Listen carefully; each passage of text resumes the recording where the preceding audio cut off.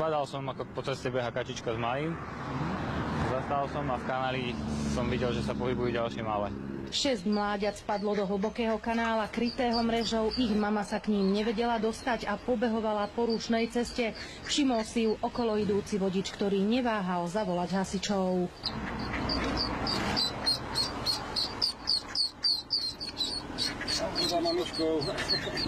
Moje, aké si rýchle.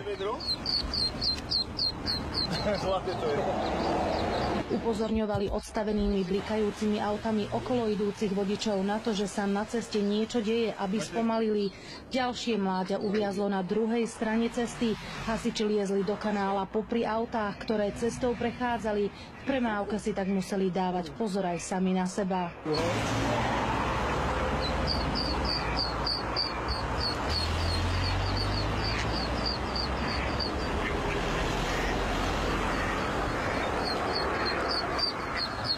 Behala určite aj s malým, zo 3-krát by ich už bolo zrazilo.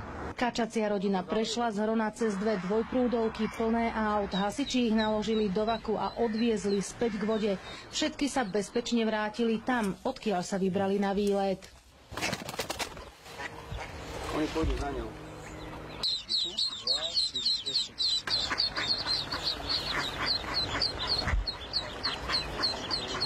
Z Banskej Bystrice Katarína Kováčiková, televízia JOJ.